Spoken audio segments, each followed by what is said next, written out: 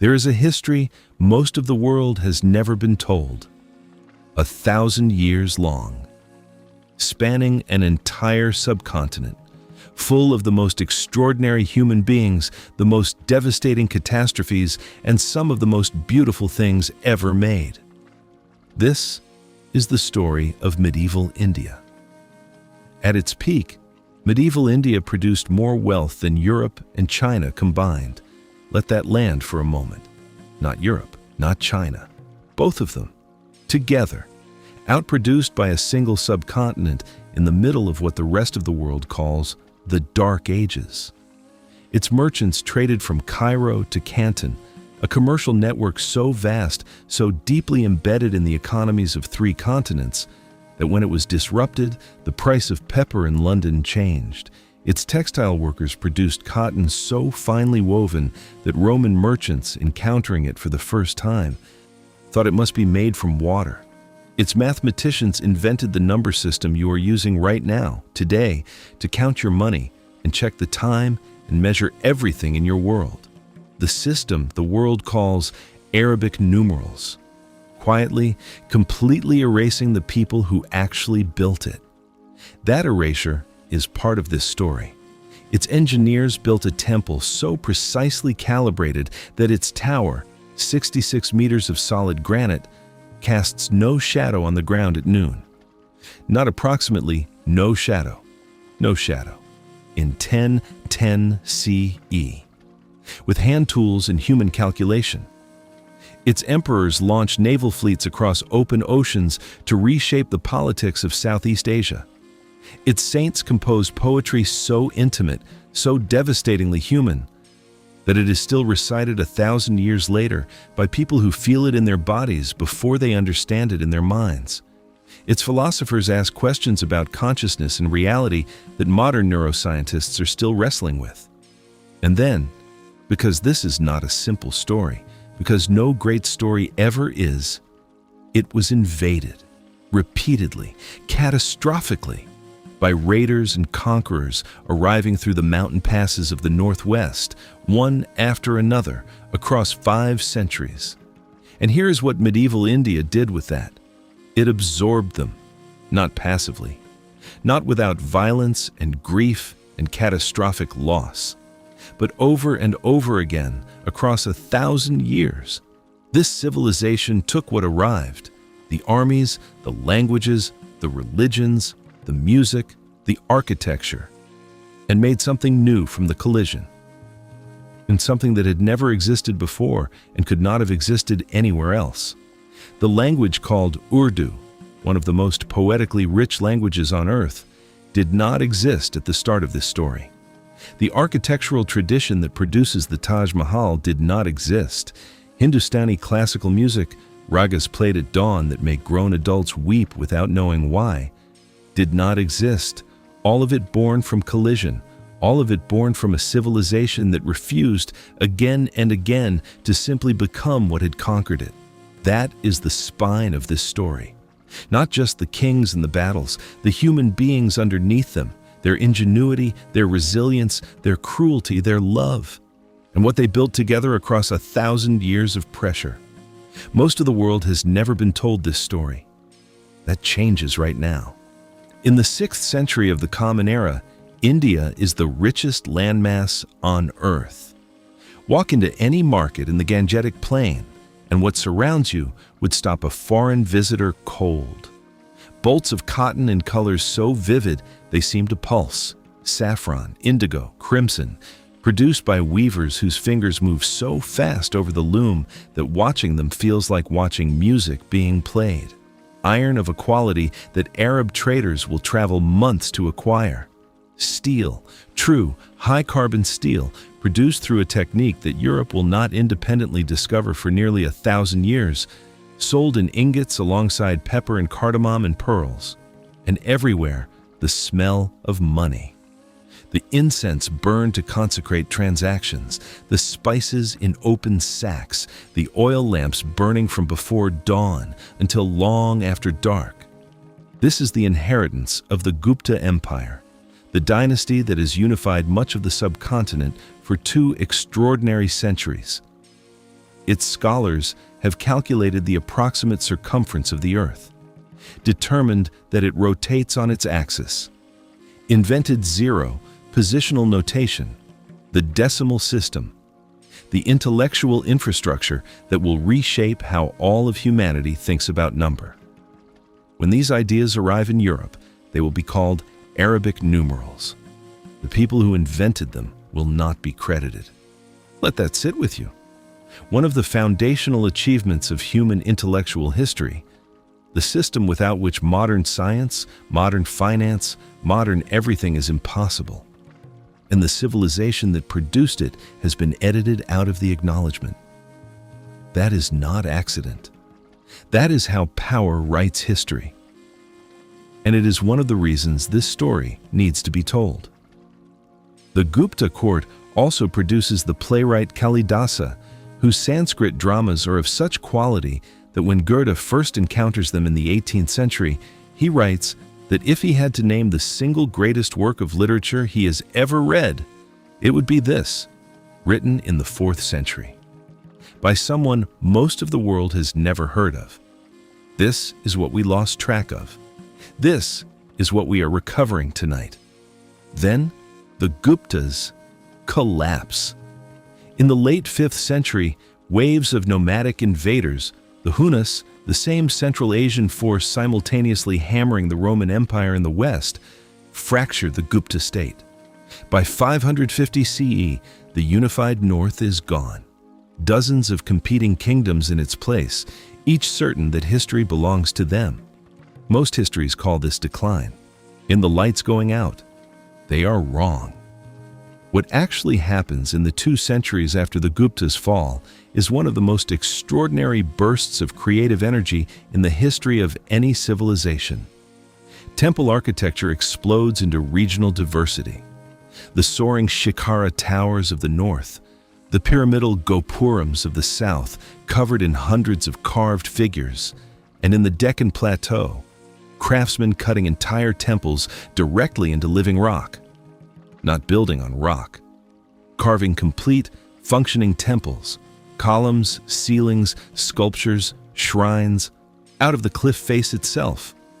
The Ellora caves, where Buddhist, Hindu, and Jain shrines sit side by side in the same mountain, made by craftsmen of different faiths sharing a hillside, are among the most extraordinary things human hands have ever produced. This is what humans do when the pressure of centralized authority lifts. They create, wildly, diversely, in every direction at once. Fragmentation, it turns out, is also freedom. In the Tamil South, poet saints called the Alvars and the Nayanmars are doing something quietly revolutionary. They are singing to their gods, not in Sanskrit, the language of scholars and priests, but in Tamil, the language of fishermen and farmers and weavers. They are dragging religion down from the temple and handing it to ordinary people. Their poems, passionate, personal, sometimes startlingly intimate, a woman longing for Krishna the way she would long for a lover, will eventually be considered as sacred as the Vedas themselves. Think about what that is. That is love so powerful it dismantles hierarchy. And the Bhakti movement being born here will reshape the spiritual life of an entire subcontinent for the next 1,000 years. Not through conquest, not through doctrine enforced by kings, through song, through the irresistible human need to speak directly to something larger than yourself, in your own language, in your own voice. Meanwhile, in the great monastery universities of Eastern India, Nalanda, Vikramashila, Buddhist scholars are maintaining institutions with no equivalent in the medieval world. Nalanda alone has 10,000 students arriving from China, Korea, Southeast Asia, Central Asia, Tibet, scholars traveling for months across mountains and deserts to sit in its lecture halls. The Chinese monk Xuanzang, who stays for 15 years, writes about it with barely controlled awe. The library occupies 3 multi-story buildings. Scholars debate through the night. Nalanda is what human curiosity looks like when it has no ceiling. When a civilization decides collectively that the life of the mind is worth funding, worth protecting, worth traveling across the world to participate in. It will be burned to the ground in 1193. We will get to that. But freedom has a cost. With no single empire dominating the north, three powers have fixed their ambitions on the same object. The ancient city of Kanauji on the Ganges plain, not the largest city, not the wealthiest, but the symbolic capital of northern India. Control it, and you have a claim to legitimacy, a claim to continuity with everything that came before. The Gurjara Pratiharas from the west, the Palas from the east, the Rashtrakutas from the south. One city. The three empires, 150 years. This is what the hunger for legitimacy does to people. Every army marching to Kanauj is an army not building roads, not maintaining irrigation, not funding the scholars and craftsmen who make civilization worth having. Every campaign season is resources consumed in pursuit of a symbol rather than a reality. The obsession with being seen as the rightful heir, with the idea of dominance over the substance of it, consuming the actual welfare of millions of people who just want to farm their land and feed their children. You will see this pattern again and again in this story. It is not unique to medieval India. It is one of the oldest and most destructive expressions of human ambition, the hunger not just to have power, but to be recognized as its legitimate holder. But even at the cost of everything, power is supposed to protect. The tripartite struggle ends not with a winner, but with an exhaustion. By the 10th century, all three empires are diminished. The Pratiharas crumble into the warrior clans who will call themselves Rajputs. The Rashtrakutas are overthrown by their own subordinates. Nobody wins. Everyone is weakened. And while the north has spent a century and a half on this, the south has been building something extraordinary. The Tamil country, the great coastal arc from the Krishna River Delta to the tip of the subcontinent, is different from the north in ways that matter. The monsoon arrives with mechanical reliability, feeding the Kaveri River, making this delta one of the most productive agricultural regions on earth. Rice grows in 3 harvests a year. Surplus feeds cities. And cities produce specialists. Specialists produce goods. Goods produce trade. Tamil merchants traded with Rome in the 1st century CE. Roman coins have been found across Tamil Nadu in quantities suggesting not occasional contact, but sustained, high-volume commerce. The culture here has depths the North sometimes overlooks. Tamil is one of the world's oldest living literary languages. Its classical tradition stretching back 2,000 years, as different from Hindi as Portuguese is from Russian, developed completely independently. When European scholars first seriously encounter this literary tradition in the 19th century, they are astonished, not just by its age, by its quality, by the emotional intelligence embedded in poems written 2,000 years ago about desire and loss and the particular sadness of a rainy season. This is a civilization that has been quietly, continuously excellent for longer than most civilizations have existed. Into this world, in the 9th century, a dynasty begins its ascent, the Cholas. But before we tell you what the Cholas build, we need to show you how they live. Because the Chola world is not just an administrative achievement or a military one. It is a way of organizing human life that is, in its everyday texture, remarkable. The temple is the center of everything, not just spiritually, economically, socially, physically. A Chola temple in a major town is the largest structure for miles. Its Gopuram tower visible from the surrounding rice fields long before you reach the town itself. It employs hundreds of people directly. Priests, musicians, dancers, cooks who prepare the ritual offerings. Accountants who manage the temple's land holdings. Workers who maintain its tanks and irrigation channels. It functions simultaneously as a house of worship, a bank, temples lend money and hold deposits, a performance venue, a school, and a community center, where the decisions of the village assembly are recorded and announced. Walk into the Brihadiswara temple at Thanjavur on any ordinary morning in 1010 CE.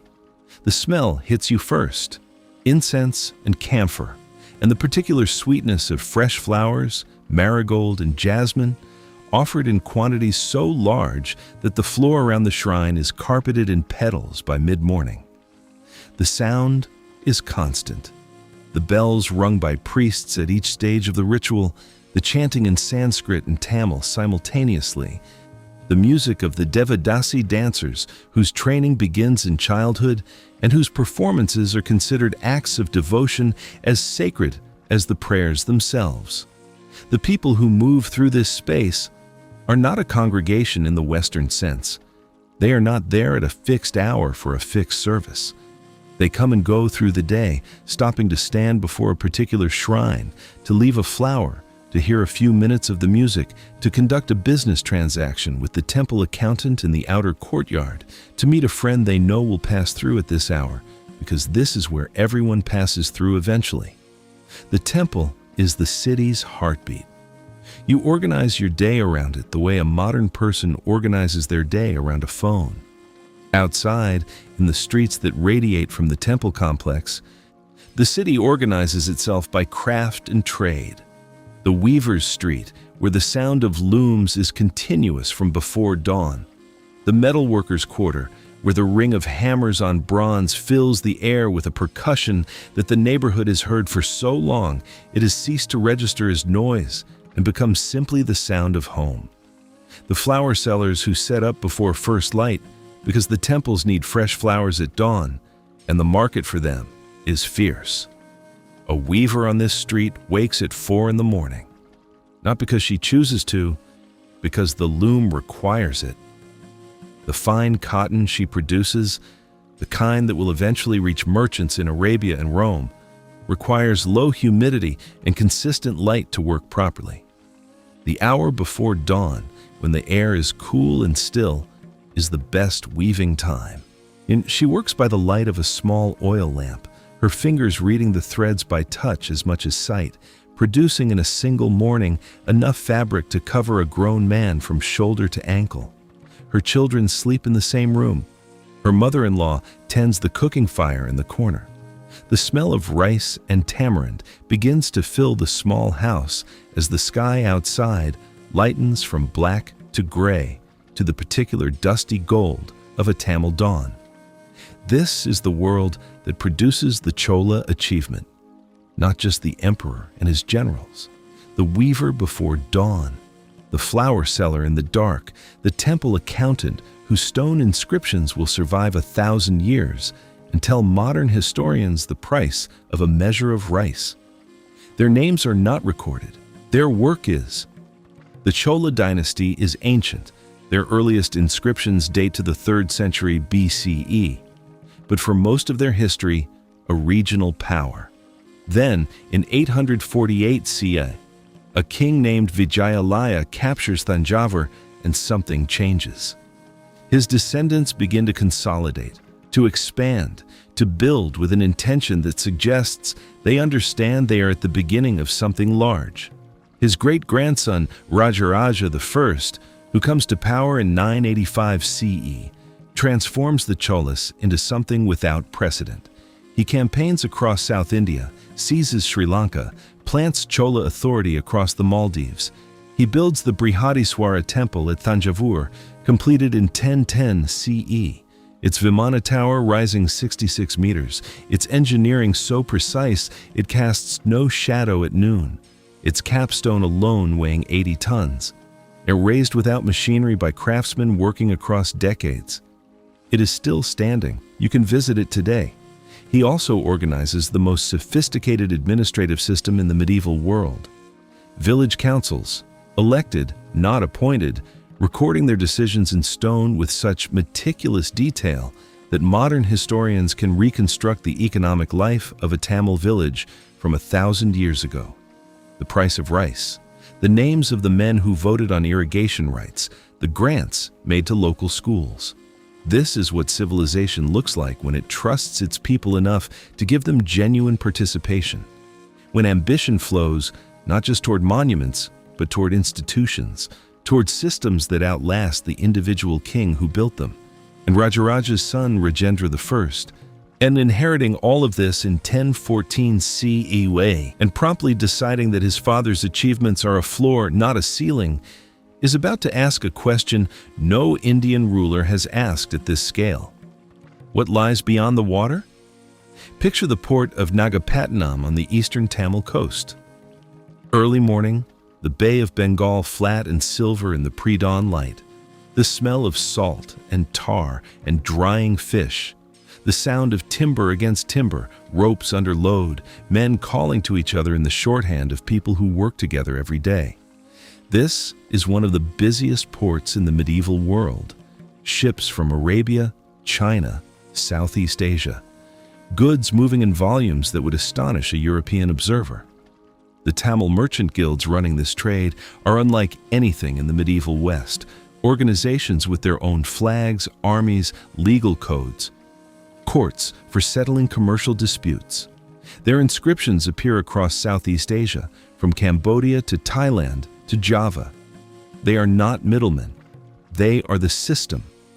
The sailors who crew these ships have knowledge that takes generations to accumulate.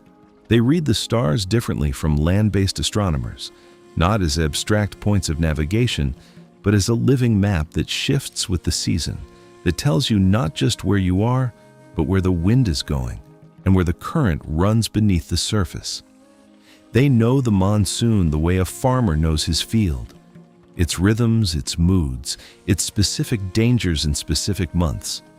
They know which stars to follow to reach the Malay Peninsula and which to follow home. This knowledge lives not in books, but in bodies.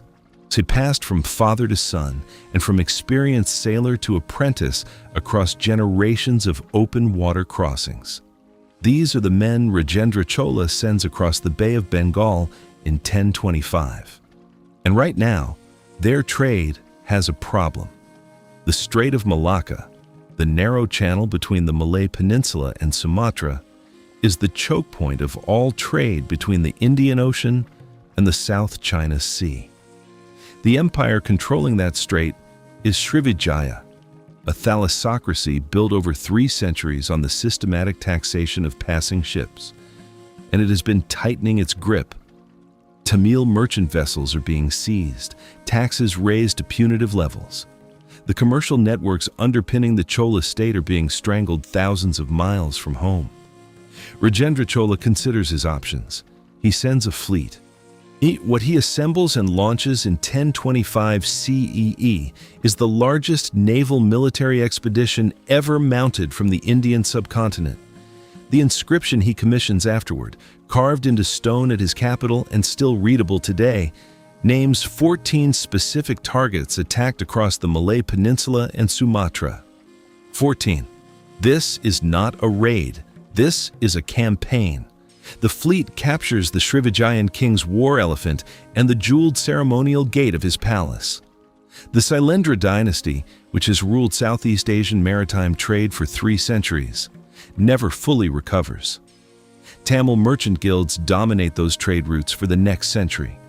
Now, stand back and feel what this moment actually is. This is ambition in its most expansive, most constructive form. A civilization so confident in itself and so clear about what it values and what it is willing to defend that it sails an ocean to protect its merchants, not its sacred sites, not its symbolic cities, its commerce, its people's livelihoods, and underneath the ambition is ingenuity. The Chola fleet doesn't just fight, it navigates. Across open ocean, without GPS, without modern charts, using the accumulated knowledge of Tamil sailors who have been reading the stars and the monsoon winds across generations. The crossing of the Bay of Bengal alone, roughly the same distance as crossing the Atlantic, represents a feat of seamanship that most medieval civilizations could not have attempted. This is what happens when knowledge compounds across generations. When a civilization invests in its sailors the way another might invest in its soldiers. Back in Thanjavur, the weaver is finishing her morning's work. The temple bells are ringing for the midday offering. The flower market, which has been running since before dawn, is beginning to wind down, the unsold blooms browning in the heat, the sellers packing up, the street returning to its ordinary afternoon quiet. She doesn't know that her emperor's fleet is somewhere in the South China Sea, changing the political order of Southeast Asia. She knows the loom. She knows the light on the thread. She knows that her daughter, who has been watching her work all morning, is beginning to understand the motion of her hands. That knowledge, the weaver's knowledge, the sailor's knowledge, the stone carver's knowledge, the temple accountant's knowledge, is what the Chola achievement actually is, not one man's genius. A civilization's accumulated intelligence, distributed across thousands of ordinary lives, compounding across generations into something extraordinary. The Chola achievement at its peak is almost impossible to hold in your mind at once. A naval empire spanning Southeast Asia, the finest administrative system in medieval Asia, elected village councils, a temple whose shadow calculations still confound modern engineers, poetry of devastating beauty, merchant guild inscriptions from Cairo to Canton. This is the height. This is what 1,000 years of accumulated human intelligence looks like at the top of its arc, which is precisely the moment to tell you what is happening simultaneously. 1,000 miles to the north. The year is 1025 CE. The same year. The same 12 months in which Rajendra's fleet is dismantling Srivijayan power, a man named Mahmud, ruler of Ghazni in what is now Afghanistan, is riding toward the temple of Somnath in Gujarat. This is his 16th raid into India in 25 years. 16 times in 25 years. He takes everything. He destroys what he cannot carry. He rides back to Ghazni and builds mosques with the proceeds. He is not a conqueror. He has no interest in staying. To him, India is a treasury to be periodically emptied. The temple of Somnath is the most sacred Shaivite pilgrimage site in the country. Centuries of royal patronage have made it one of the wealthiest temples in the world. Mahmud reaches it. He destroys the shrine. He takes everything. He leaves. 2 expeditions, 1 year. One sailing outward at the height of its civilization's power, reshaping the world. One riding inward toward the holiest site in the country, taking and destroying and leaving. Hold both of them at once, because that contrast is the shape of the next 2 centuries of Indian history in miniature. A civilization capable of extraordinary things, simultaneously unable to unite its northern kingdoms long enough to stop a raider from riding in and out 16 times in a generation. Mahmud dies in 1030 CE. The temples are rebuilt. The merchants continue trading. The political structure of the north is unchanged. What he leaves behind is not a new political order. It is knowledge. Proven, specific, actionable knowledge. That India can be reached. That its wealth is real. That its kingdoms do not unite. That knowledge is traveling. Through the courts and campaigns of Central Asia. Through the military intelligence of every ambitious ruler between the Caspian Sea and the Khyber Pass. Someone is going to act on it, not to raid, to stay. And when that happens, in a field outside a small town called Tarain, in 1192 CE, the world in the weaver built thread by thread, the world of the Chola fleet and the Tamil poets, and the elected councils recording their decisions for posterity, will have to decide whether it can survive the collision. We just watched a civilization at the height of its power, the Chola fleet crossing the Bay of Bengal, the temples casting no shadow, the weaver before dawn, whose daughter is learning the motion of her hands. That was the south of India, the Tamil world, reaching outward. Now we go north. And what we find there is a completely different civilization, equally sophisticated, equally extraordinary, and organized around a completely different set of values. Values that will define the next chapter of this story. Values that will produce some of the most remarkable human beings in medieval history. And values that will, in the end, cost everything. This is the world of the Rajputs. And to understand what happens to it, you first have to live inside it. His name is Vikram. He is 17 years old. We don't know his specific name. 17-year-old soldiers in 10th century Rajputana didn't make it into the chronicles. But we know everything about his world because the Rajput world was meticulous about recording what it valued. And what it valued, above almost everything else, was the code that governed how a man lived and how a man died. Vikram wakes before dawn in a garrison town in what is now Rajasthan. The air smells of dust and horse and cooking fires. Around him in the sleeping quarters, a dozen other young men breathe in the darkness, some his age, some older, all of them at the same stage of the same journey. He has been here for 2 years. He knows their sleeping sounds the way he knows the sounds of his own family. He is training to be a warrior, not because he chose it exactly, but because he was born into a Rajput clan, and this is what Rajput clans produce: warriors. It is not merely an occupation. It is an identity so total that the boundary between the man and the role has dissolved completely. His morning begins with the horses. Before he eats, before he speaks to anyone, he goes to the horses. He has been taught that a warrior's relationship with his horse is the most important relationship in his life after his relationship with his God. He checks the animal's legs, its eyes, its breathing. He talks to it quietly. This is not sentiment. This is professionalism. A horse that trusts you will carry you into hell. A horse that doesn't will get you killed at the worst possible moment. Then, training. Sword work until his arms burn. Archery until his fingers bleed. Wrestling in the dust with men twice his size, learning to use his body as a weapon, learning the particular art of surviving contact with something stronger than you. In the afternoons, when the heat is at its worst, there is something closer to rest. Not idleness, but the slower work of maintenance. Cleaning weapons, repairing equipment.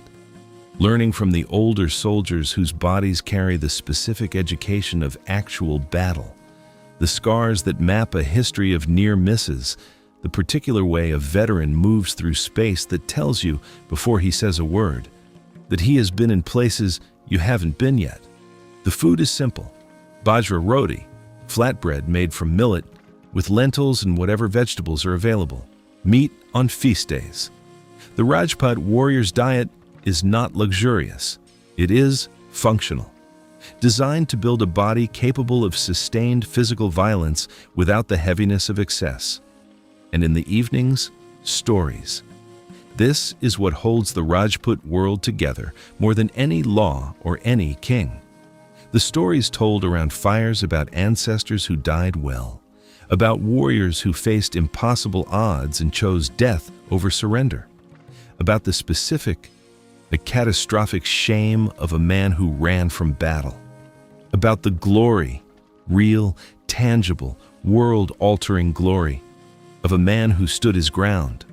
The stories are specific, named, the deeds of actual ancestors preserved in bardic traditions so carefully maintained that events from centuries earlier are recounted with the precision of eyewitness testimony. The bards, the charans and bhats who serve as the living memory of Rajput clans, are not entertainers. They are archivists, historians, the keepers of the moral record that every Rajput warrior is measured against. These stories are not entertainment. They are architecture. They are building the interior structure of every young man who hears them, constructing the values that will govern every decision he makes for the rest of his life. Back at the garrison, Vikram falls asleep listening to one of the older soldiers finish a story about his grandfather's grandfather. The fire is low. The horses shift in their stalls. Somewhere in the darkness, a dog barks once and falls silent. That architecture is about to be tested in ways he cannot imagine. The Rajput clans, the Paramaras, the Chandelas, the Chahamanas, the Solankas, the Tomars, among others, governed their territories from fortresses built on hilltops of such natural strength that some have never been taken by direct assault. Chittorgarh in Rajasthan sits on a plateau 180 meters above the surrounding plain. Its walls enclose 700 acres. Inside, palaces, temples, reservoirs, gardens, entire neighborhoods. It is not a military installation. It is a civilization compressed onto a rock. But the society that lives inside and around these fortresses has a texture that surprises people who expect warrior cultures to be culturally thin. Women in the Rajput world are not confined to invisibility. Noble women are educated in literature, in music, in the management of large households that function, in the absence of their warrior husbands, as administrative centers for the surrounding territory. The queen of a Rajput fort, when her husband is on campaign, which is often, is not a waiting figure. She is running the economy of the territory, overseeing the granary, receiving petitions, settling disputes, managing the relationships between the fort and the villages that supply it. The marriages that bind Rajput clans together are political instruments as much as personal ones, now negotiated between families with the care of treaty negotiations. Because in a world where alliance determines survival, who you marry is as consequential as who you fight. Wedding ceremonies last days. They are the occasions on which clans display their wealth, their culture, their poetry, their music, all the things that mark them as civilized rather than merely powerful. The children of these marriages grow up in a world saturated with the code. Boys learn to ride before they learn to read. Girls learn the poetry of valor alongside the poetry of love, because the Rajput tradition understands that the women who wait at home need a framework for their waiting as much as the men who fight need a framework for their fighting. The stories told around fires are told to everyone. The values they encode are held by everyone. Walk through a Rajput court, and what strikes you first is the aesthetic intensity. Walls covered in intricate carvings, celestial dancers, battle scenes, erotic sculptures of extraordinary technical precision. Poets composing in a tradition called Ridi, where the complexity of the metaphor is itself a demonstration of mastery. Music performed not as background, but as foreground. A serious art form practiced by serious artists whose skill is valued alongside military excellence. But the code is everything. It is called Kshatriya Dharma, the duty of the warrior caste. A Rajput warrior does not retreat, does not surrender, does not strike a fleeing enemy, does not attack at night without warning, does not fight a man who has lost his weapon, does not show mercy to himself when the battle is lost, but must show mercy to a defeated enemy who has fought with honor. That last requirement, remember it. The code also demands something called jauhar from the women of a fortress when defeat becomes certain, a mass immolation, the entire female population walking into fire rather than facing capture. This is documented at Chittorgarh multiple times across medieval history. Modern readers encounter it and feel horror, and that horror is appropriate. But feel also what it tells you about the world that produced it. A world where the concept of dishonor was so unbearable, so absolutely real, that death was genuinely preferable, not as metaphor, as lived, chosen reality. This is human nature at its most uncompromising, to the capacity to hold a value so completely that you will pay any price to keep it. The question this story is now building toward, quietly, relentlessly, is whether values that produce individual nobility can survive contact with opponents who don't share them. After Mahmud of Ghazna's death in 1030, the northwest passes are quiet for over a century. But quiet doesn't mean safe. The knowledge Mahmud demonstrated that India's wealth is real and its kingdoms don't unite is sitting in the strategic memory of every ambitious ruler between the Caspian Sea and the Khyber Pass. In the mid-12th century, a new power consolidates in Afghanistan. The Ghurids, a dynasty from the mountainous Ghor region, are building an empire with genuine territorial ambitions. Not raiding, conquering, not taking and leaving, taking and staying. Their military commander is a man named Muhammad Ghori, patient, systematic, a man who treats military campaigns the way a craftsman treats a long project, with the understanding that the work will take as long as it takes and that impatience is the enemy of result. He first raids into India in 1175 CE. He is repulsed. He tries a different route. He probes the defenses of the Rajput kingdoms methodically, learning their strengths and weaknesses the way a surgeon studies anatomy. Not to admire it, but to find where it is vulnerable. By 1191, he is ready. Standing between him and the Gangetic Plain is the most powerful Rajput king of his generation, Prithviraj Chauhan, king of Delhi and Ajmer. Young, militarily gifted, legendarily generous. The subject of an epic poem that will be composed after his death and celebrate him as the ideal Rajput king. Brave, romantic, noble, doomed. In almost every way, exactly the kind of king the Rajput code was designed to produce. Which is precisely the problem, and this is where we reach the first great turning point of this story. A moment so consequential, so heartbreaking, so deeply human, that it deserves its own chapter. Because what happens next is not a story about military failure. It is a story about what happens when a genuinely good person, acting from genuinely noble values, meets an opponent who has no interest in nobility whatsoever. This is the story of the two battles of Tarain, and it will change everything. The plain of Tarain in what is now Haryana lies on the historic invasion route from the northwest toward Delhi. Flat, open country, ideal for the large-scale cavalry engagement that both armies are built around. In 1191, the two forces meet here for the first time. Prithviraj commands a larger force, more war elephants, better supplied, on familiar ground. The Ghurid cavalry cannot break the Indian lines. Muhammad Ghori himself is wounded.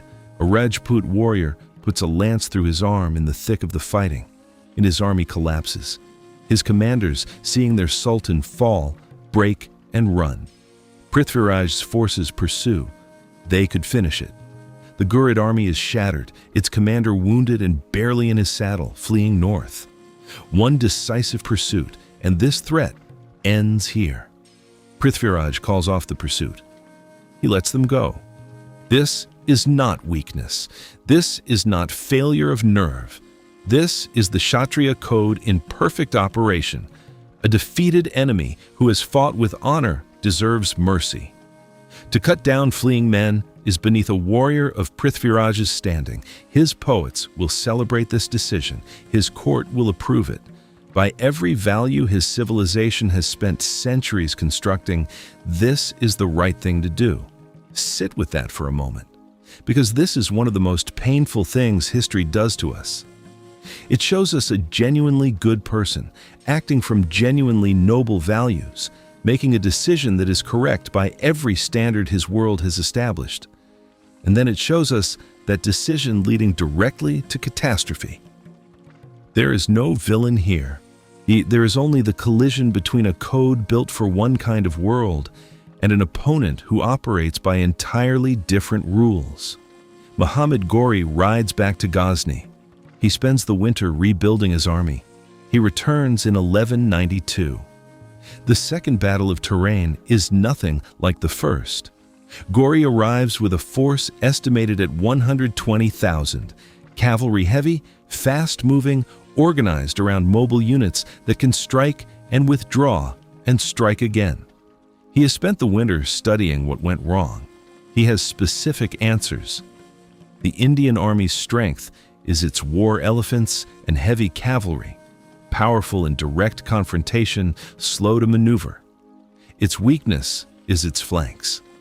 Its deeper weakness is an assumption built into the Rajput way of war, that battle happens in daylight, announced in advance, conducted according to shared convention. A Ghori attacks before dawn. His cavalry moves in relays, unit after unit striking the Indian lines, then wheeling away before the elephants can engage. Then, another unit striking, wearing down the formation without ever committing to the direct confrontation where Indian heavy forces would be decisive. It requires a fluidity, a willingness to appear to retreat and then strike again, that contradicts the Rajput code's demand for direct confrontation and held ground. The Indian lines fracture. Ghori launches his center at Prithviraj's position. Prithviraj is captured. The chronicles differ on what happens next. Some say he is executed on the field. The epic poem composed after his death has him dying with extraordinary defiance, wounding Ghori one final time with an arrow shot by sound alone, blind, before being killed. The details cannot be verified. The outcome cannot be disputed. Prithviraj Chauhan is dead. The Rajput coalition is broken. Delhi falls, and Muhammad Ghori rides back, not to Ghazni this time, to his new capital, because this time he is staying. Back in the garrison town in Rajasthan, Vikram is now 19. He has heard what happened at Tarain. The news travels fast in a world built on the reputation of its warriors, because the reputation of its warriors is the world. He is sitting by the fire when the writer comes in with the news. Around him, the older soldiers go very quiet. Not the quiet of shock. They are warriors. They know that battles can be lost. The quiet of something more specific. The quiet of men who have built their entire interior lives on a code that just meant something it was not built to survive. The stories around the fire will sound different now. They will still be told. But the world they describe, the world where honor guarantees a certain kind of outcome, where the right conduct leads to the right result, that world has a crack in it that wasn't there before. What do you do with that? When the thing you built your entire identity around turns out to be insufficient for the world you actually live in? This is one of the oldest human questions. And medieval India is about to spend the next 3 centuries living the answer. Because here's what happens next. And this is the part that no one expects. Muhammad Ghori's general, the man left in charge of the conquered Indian territories, is not a prince, not a nobleman, not someone born into any category that medieval society uses to determine who is allowed to hold power. His name is Qutb-ud-Din Aibak. He was purchased as a child, traded between owners, educated, trained, and eventually elevated by Ghori, who recognized in him something that lineage alone never produces: genuine ability. He is, by every formal definition, a slave. When Muhammad Ghori is assassinated by his own enemies in 1206, Aibak does not wait for instructions, does not defer to anyone in Ghazni. He looks at the territory he controls, Delhi, the Gangetic Plain, the richest agricultural land in Asia, and he makes a decision. He declares himself Sultan, a man who was bought and sold as a child, who had no family name worth recording, no lineage worth celebrating, no birthright to anything he now holds, who built his position entirely through military competence, personal loyalty, and the specific intelligence that recognizes an opportunity and takes it before anyone else understands what is happening. He founds what history will call the Delhi Sultanate, one of the most consequential states in the history of the subcontinent, an empire that will last in various forms for over 300 years. That will stop the Mongols when no one else could. That will produce the first female ruler in Indian history. That will lay the cultural and administrative foundations for everything that comes after, including the Mughals themselves. founded by a former slave. Think about what that is. Think about what it says about this moment, that the collapse of one world created a space so completely new and so entirely outside the old rules of birth and lineage and legitimacy that a man with nothing but ability could walk into it and build an empire.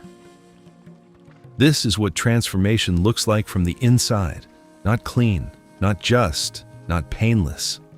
The world that built Vikram, that raised him on stories of honor and glory, that told him exactly who he was, that world is gone. Something is lost that will not fully return.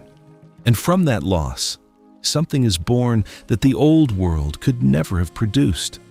A new empire, a new culture, a new question about what India is and what it can become. And almost immediately, that new empire will face something that has destroyed every other civilization it has encountered. The Mongols are coming. We just watched a world end and a new one begin in the same breath. The Rajput code broken at Tarain.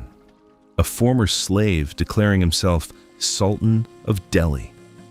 A civilization that didn't know yet what it was becoming. That new world is what we enter now. The Delhi Sultanate. 5 dynasties across 320 years. A state built by outsiders on soil that didn't share their language, their religion, or their political traditions. A state that should not, by any reasonable calculation, have survived its first generation, let alone 3 centuries. And yet, what this empire does with those 3 centuries is one of the most remarkable stories in all of medieval history. It absorbs, it adapts, it produces extraordinary human beings from the most unlikely origins. It makes mistakes of spectacular cruelty. It achieves things of spectacular courage. It is, in the fullest possible sense, human, contradictory, brilliant, brutal. It's alive. To understand it, we begin not with a king. We begin with a street. It is sometime in the early 13th century, in the city of Delhi. A woman named Fatima. We are giving her a name the chronicles didn't bother to record because she existed, because thousands like her existed, is carrying water from the well near the Qutb Minar, the great tower that Qutb-ud-Din Aibak has begun constructing at the edge of the city. The tower is not finished yet. It will not be finished in her lifetime. It rises in sections as money and labor allow. 73 meters of red sandstone and marble when it is finally complete, covered in intricate calligraphy, the first great monument of the new order announcing itself to the sky. She passes it every morning. She has watched it grow since she was a child. In Delhi in this period is a city in the middle of becoming something it has never been before. The street Fatima walks is a palimpsest. Old Hindu temple stones reused in new mosque walls, the carved figures of gods visible at the base of structures dedicated to a different god entirely. Persian words have entered the market vocabulary.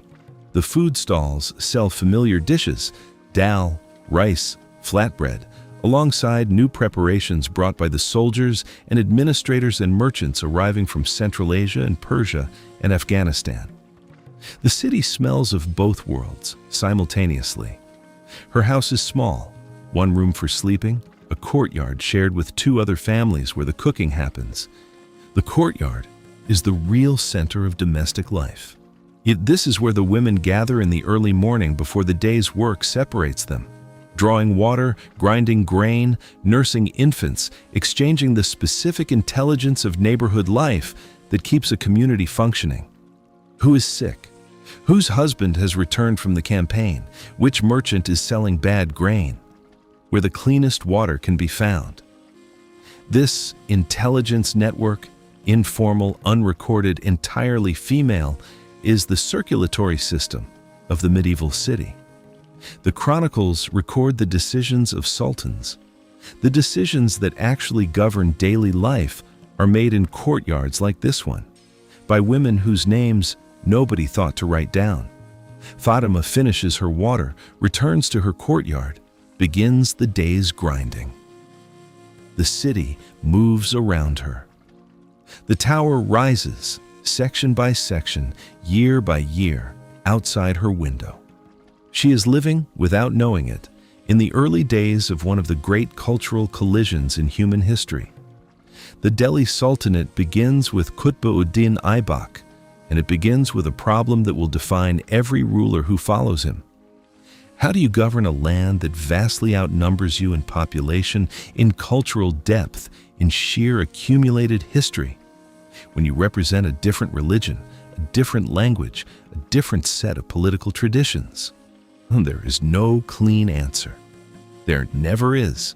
The Sultanate's rulers will spend 300 years finding partial, improvised, sometimes brilliant, and sometimes catastrophic answers to this question.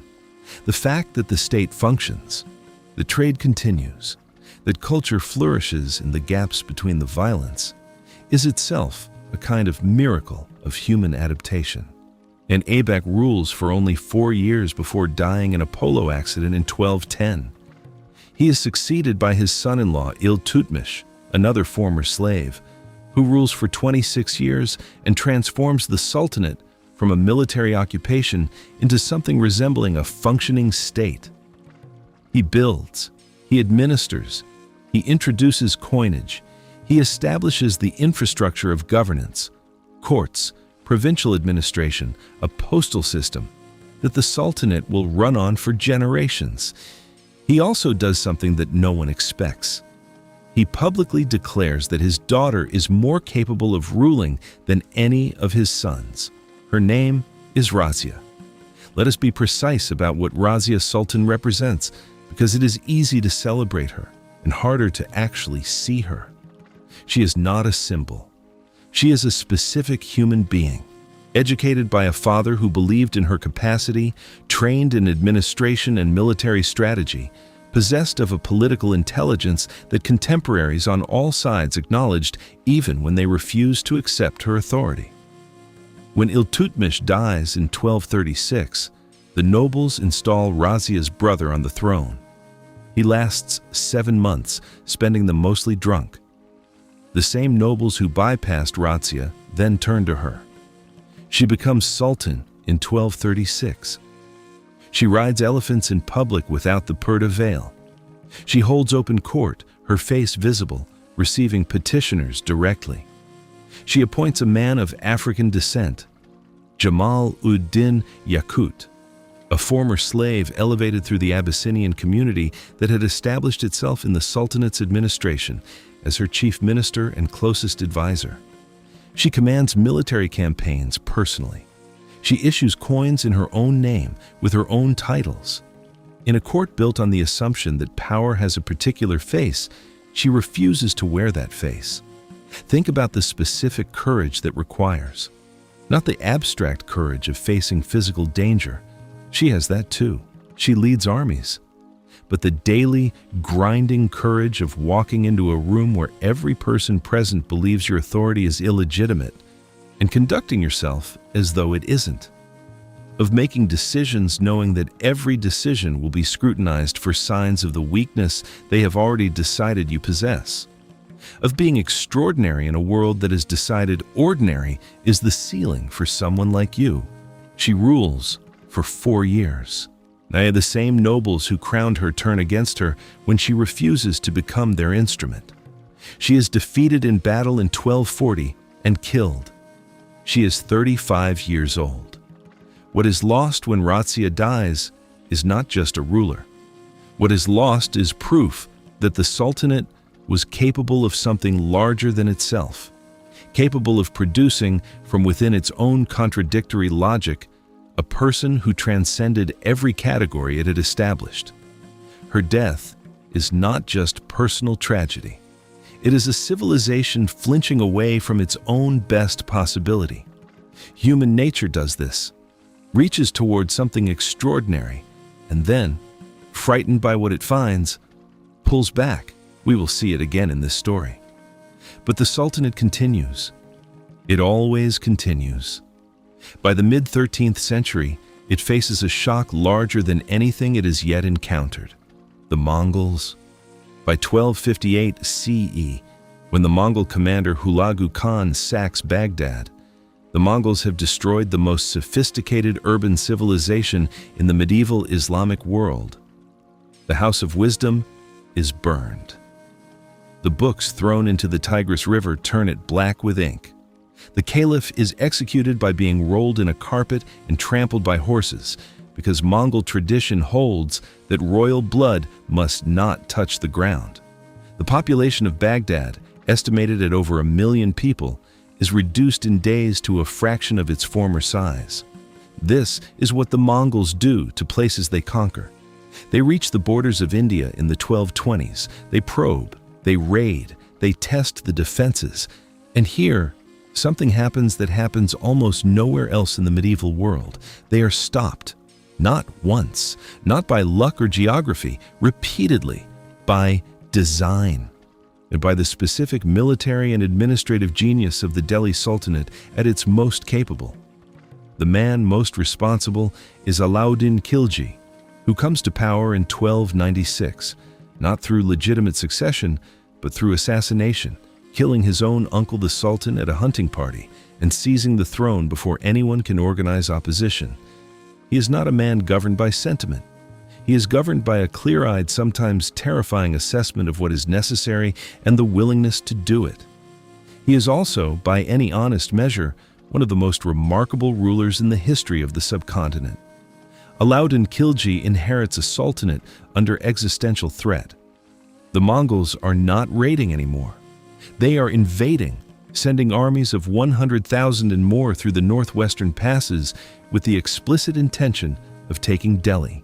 Yet between 1297 and 1306 they come 4 times. 4 times, Alauddin's armies meet them and turn them back. How? 2 ways. And both of them reveal a mind operating at a level of strategic sophistication that medieval India rarely sees matched. The first is military reform. Alauddin builds the largest standing army in the Sultanate's history. He pays them directly from the royal treasury, in cash, at fixed rates, cutting out the intermediary nobles who had previously controlled military recruitment and loyalty. He standardizes equipment. He builds a network of frontier forts. He creates a professional army loyal to the state rather than to individual commanders. The second is economics. And this is where Alauddin does something so radical that historians and economists are still arguing about it 700 years later. He fixes the price of everything, not approximately, not as a guideline.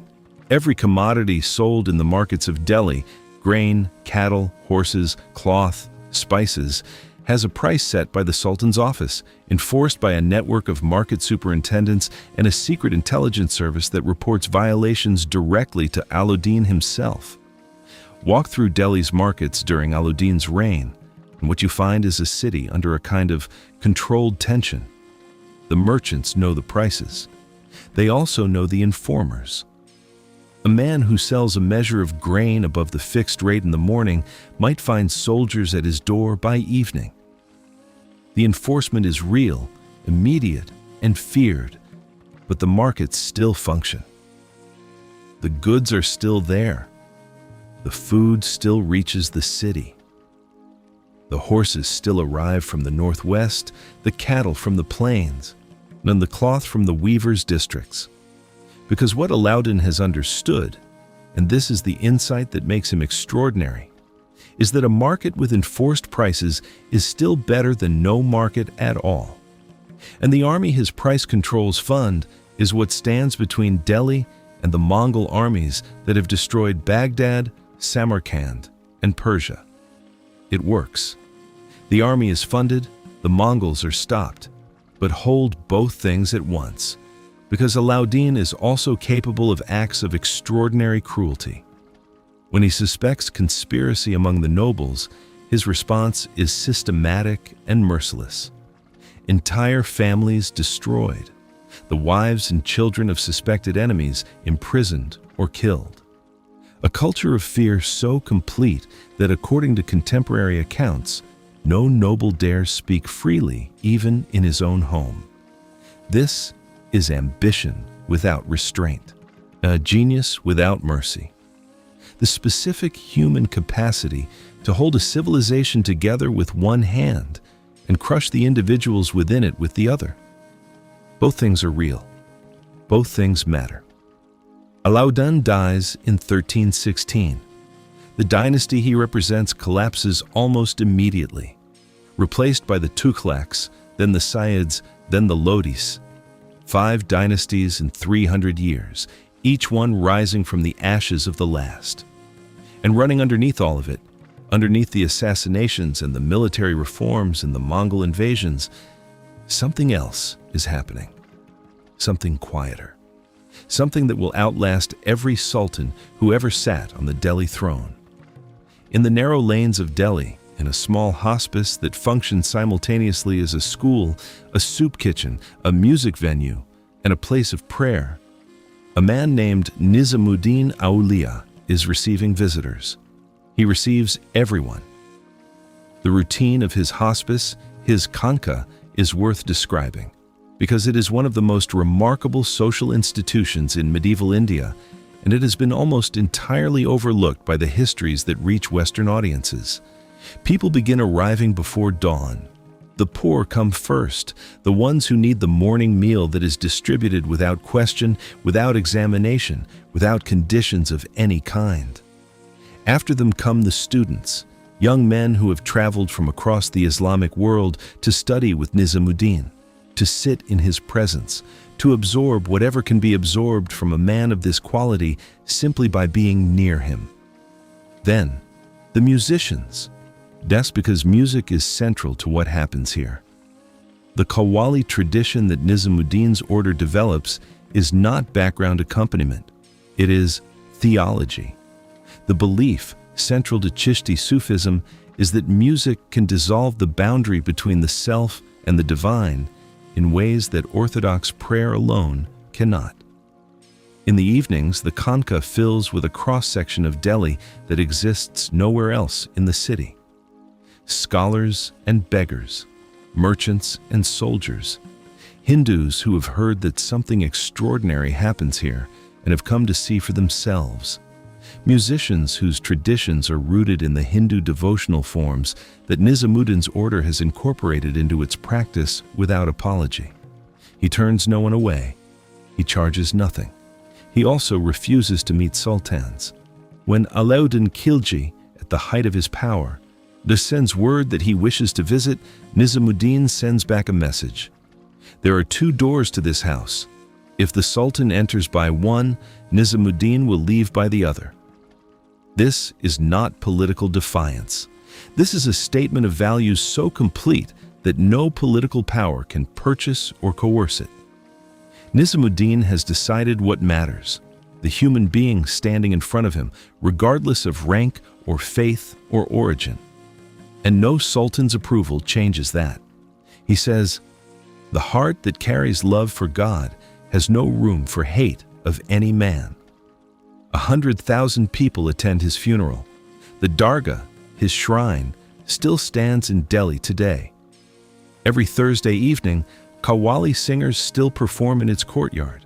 Hindus and Muslims still attend together.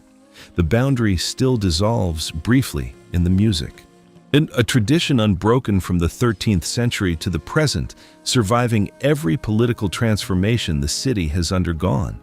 While sultans rise and fall, the saints endure.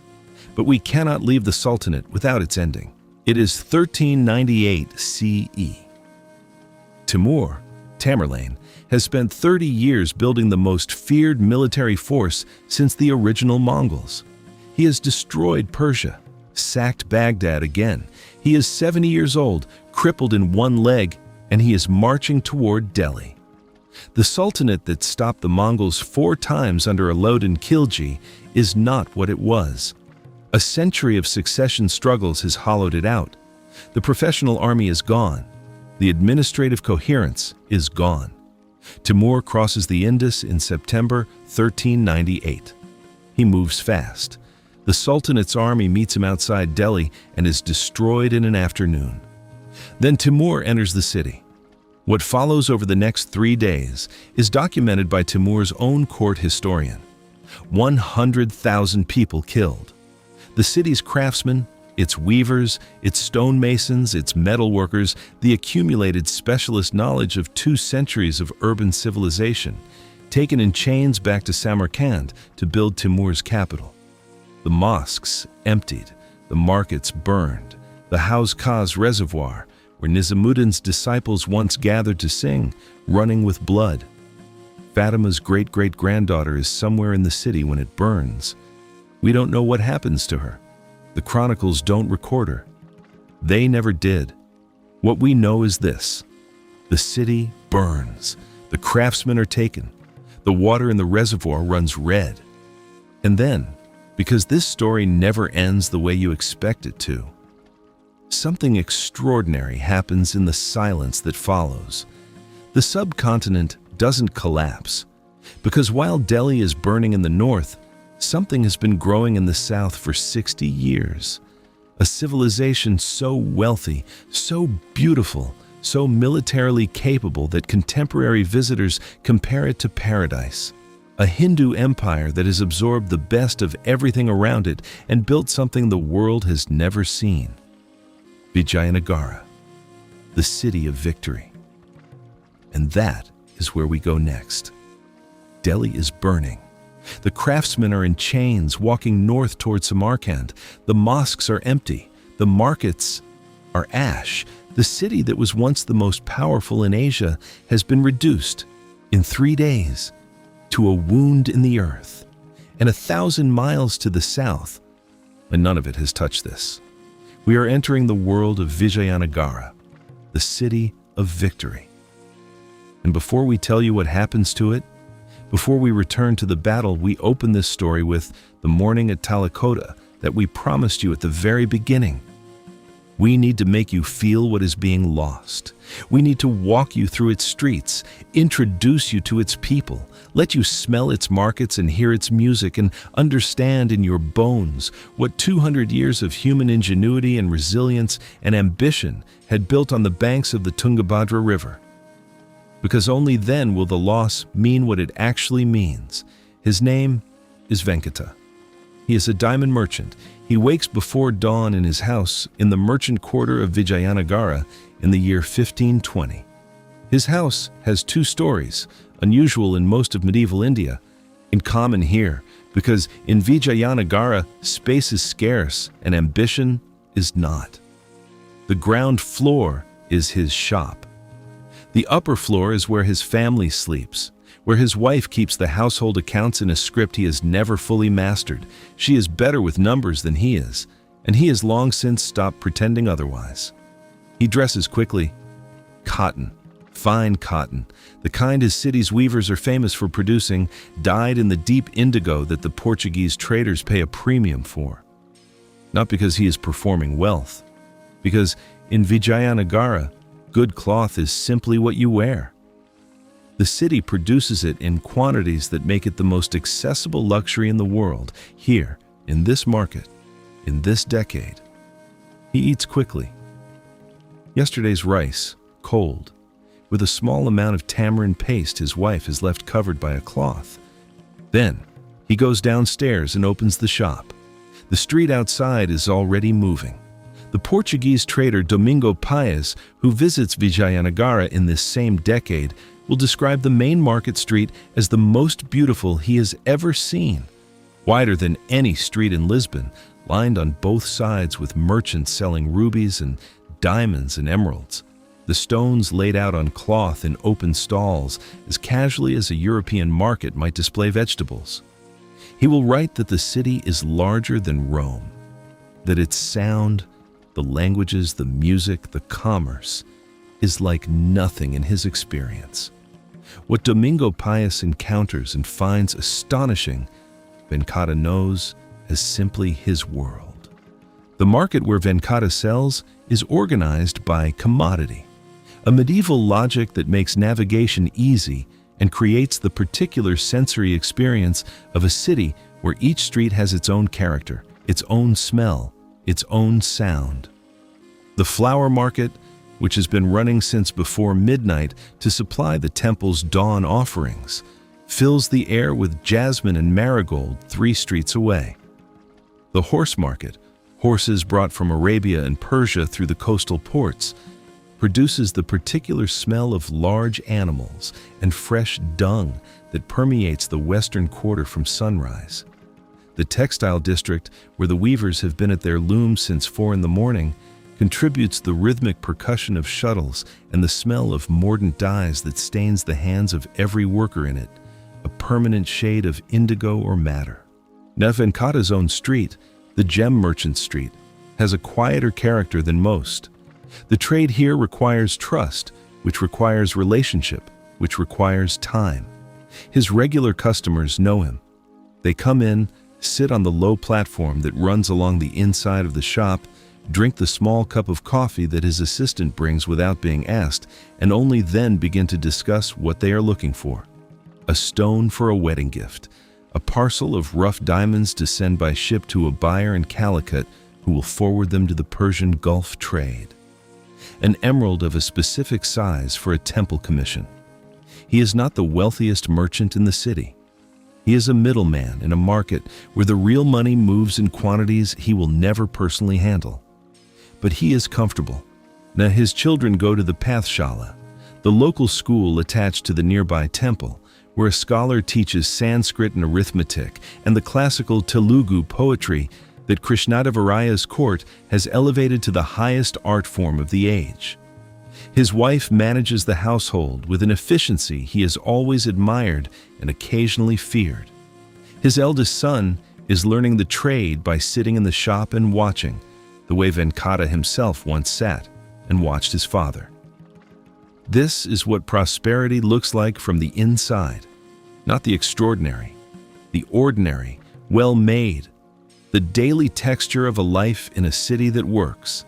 The founding of Vijayanagara in 1336 is one of those moments in history that feels, in retrospect, almost implausibly timely. The Delhi Sultanate has been extending its military reach southward, raiding into the Deccan, and pushing further south than any northern power has gone before. The old Hindu kingdoms of the south are collapsing under pressure.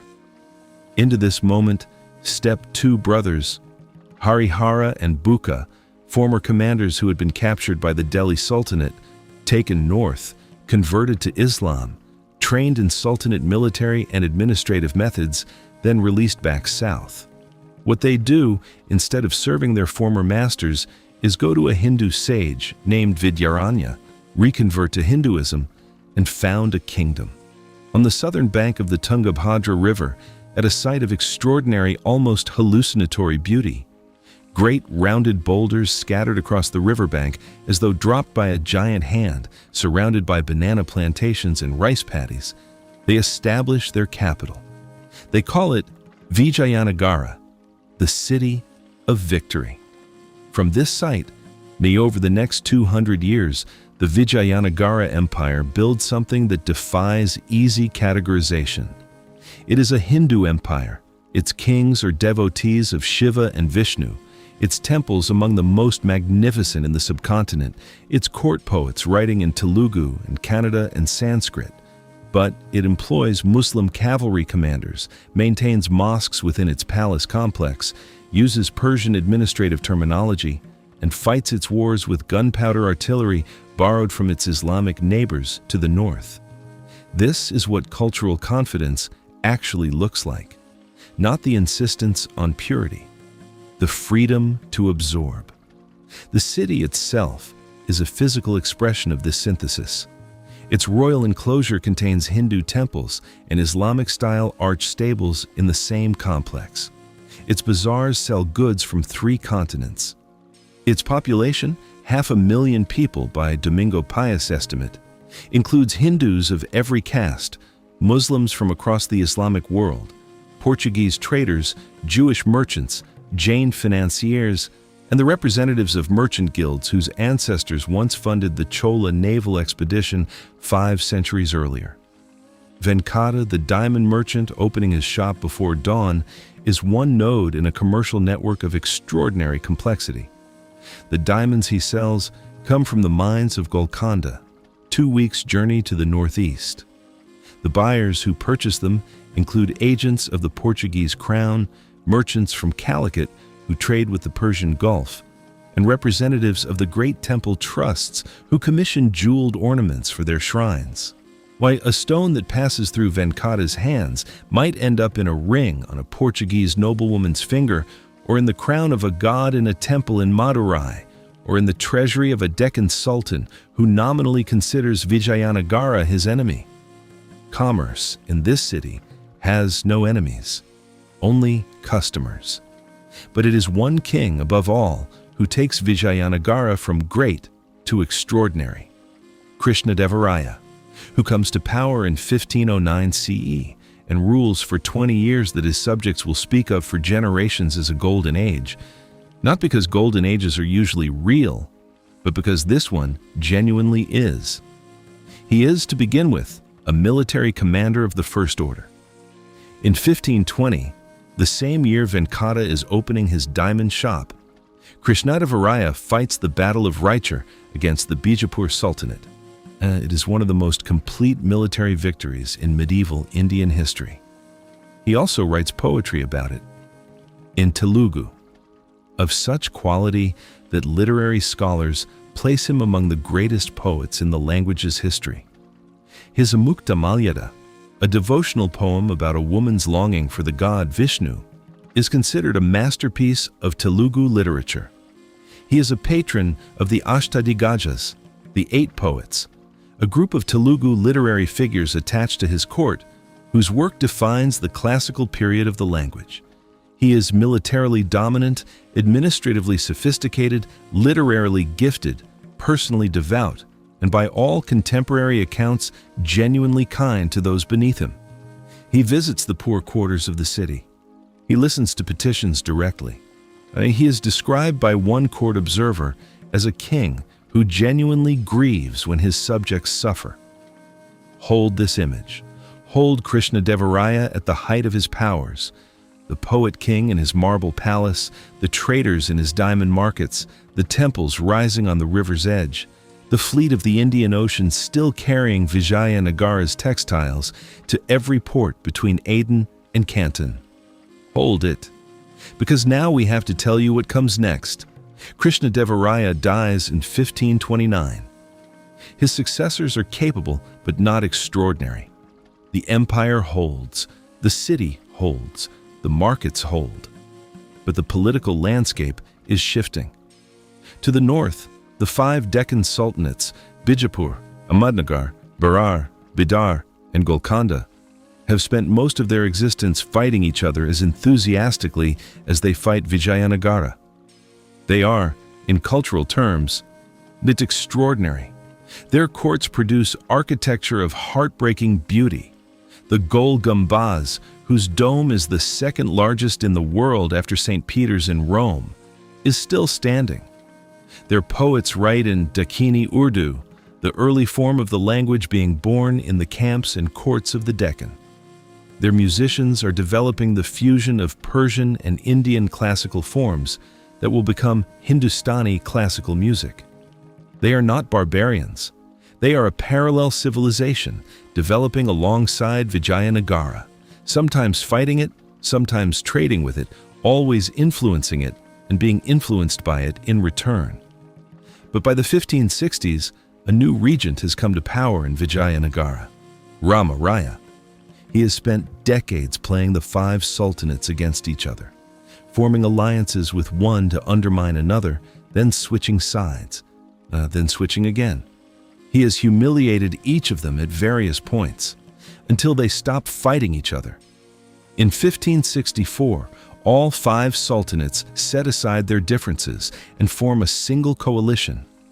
Modern historians are careful to point out this is not a religious war. Vijayanagara has Muslim generals. Berar initially refuses to join. What unites them is Rama Raya, specifically the accumulated humiliation of a man who has made a career of using them against each other. They send word to Vijayanagara. Rama Raya, 79 years old and still entirely confident in his own invincibility, agrees to come out and fight. We were here at the beginning of this story. The dawn light over the Deccan Plateau. The Krishna River catching the first gray illumination of morning. Two armies on opposite banks, one of them the largest force Vijayanagara has fielded in a generation. The other, a coalition that has never managed to hold itself together for more than a season. Now you know what you're looking at. Now you know Venkata's diamond stall and Domingo Pius's astonished dispatches back to Lisbon and Krishnadevaraya's poetry and the flower market that runs through the night. Now you know the weight of what is standing on that southern bank. The battle itself is devastating in its speed.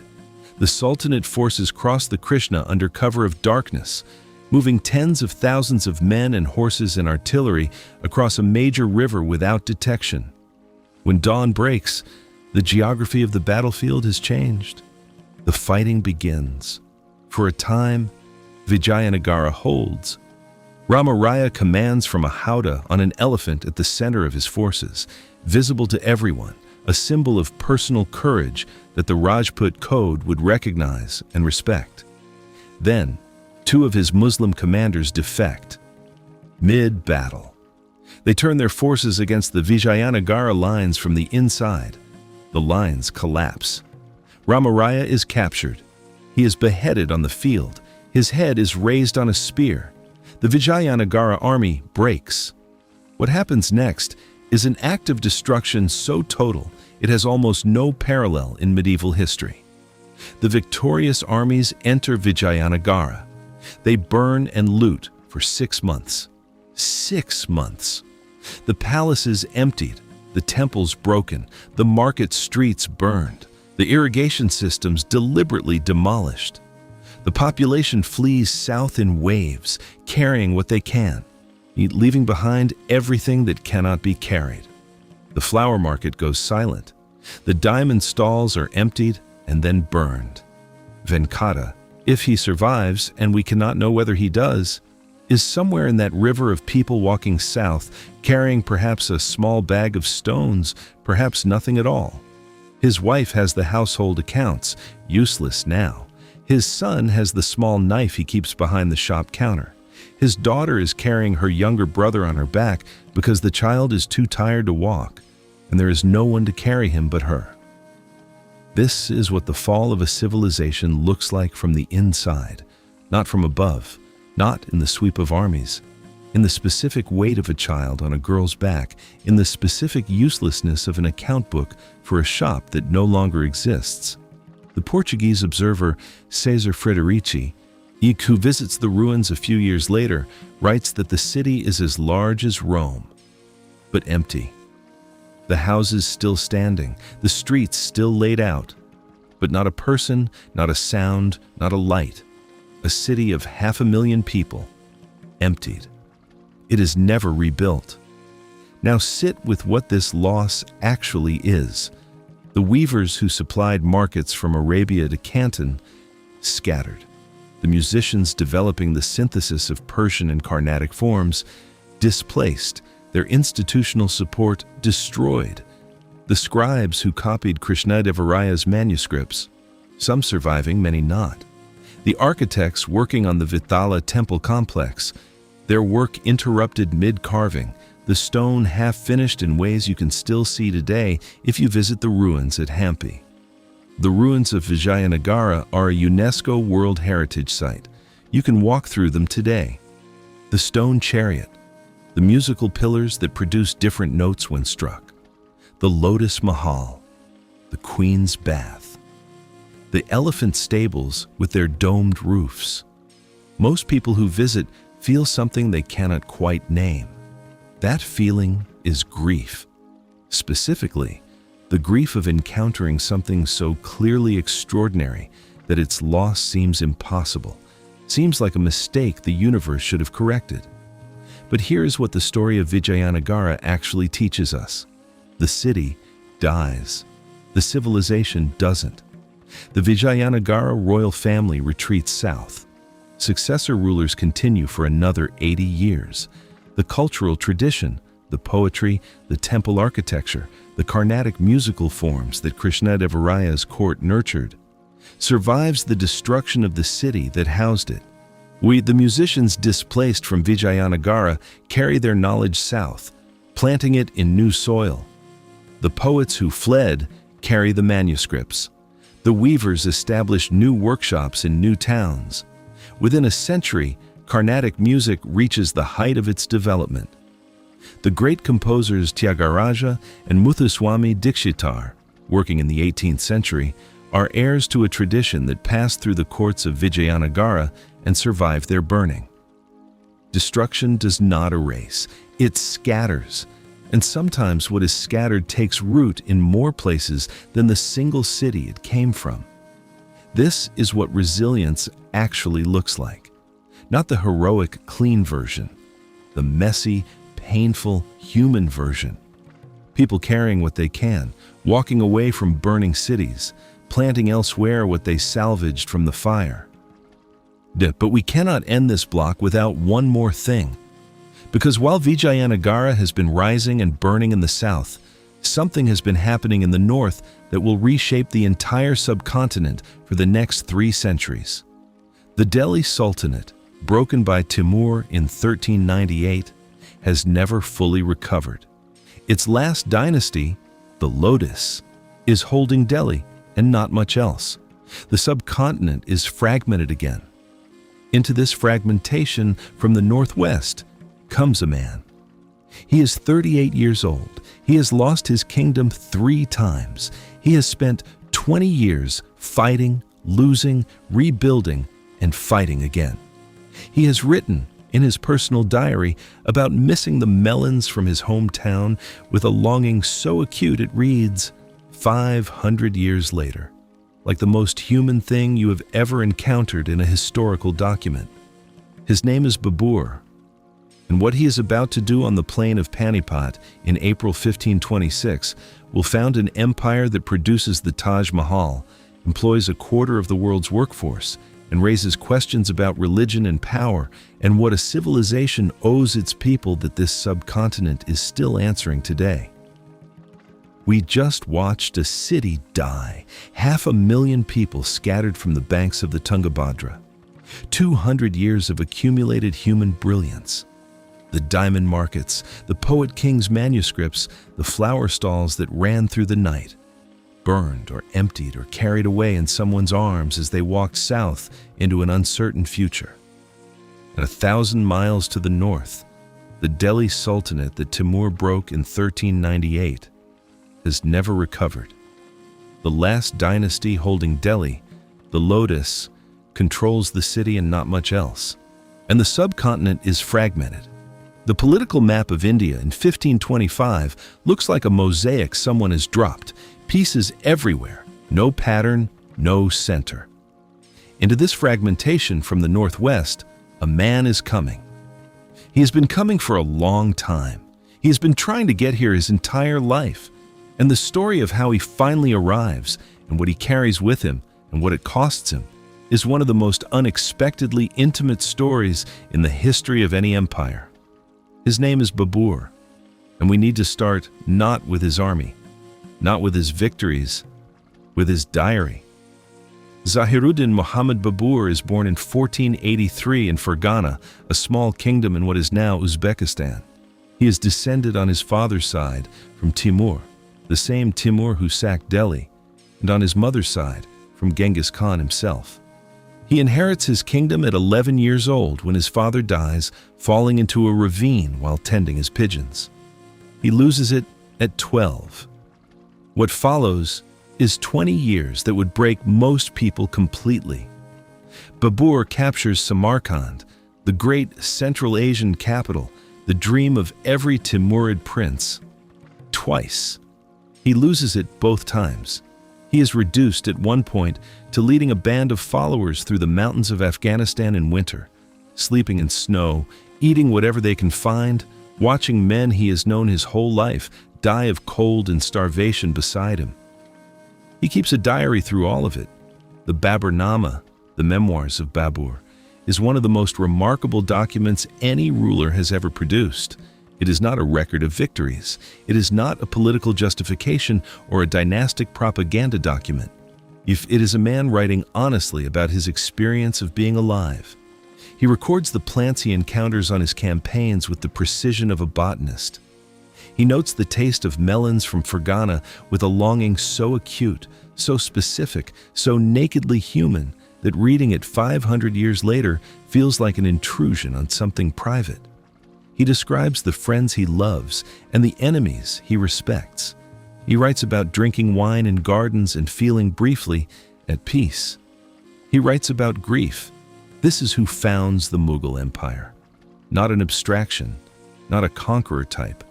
A man who misses fruit from his hometown and writes poems about it while building one of the largest empires in the world. By 1526, Babur controls Kabul. He has been invited to invade India by disaffected nobles of the Delhi Sultanate who want a new master. He doesn't need much convincing. He has raided into India before. He knows what is there. He goes. The plain of Panipat, April 21st, 1526. Ibrahim Lodi, the last Sultan of Delhi, commands an army 3 times the size of Babur's. 100,000 men, 1,000 war elephants, everything the old order can muster for its last defense. Babur has perhaps 12,000 men, and something Ibrahim Lodi has never encountered: Ottoman-style artillery, matchlock firearms, and a tactical system learned from the Ottoman campaigns in Persia that the Lodi army has no answer for.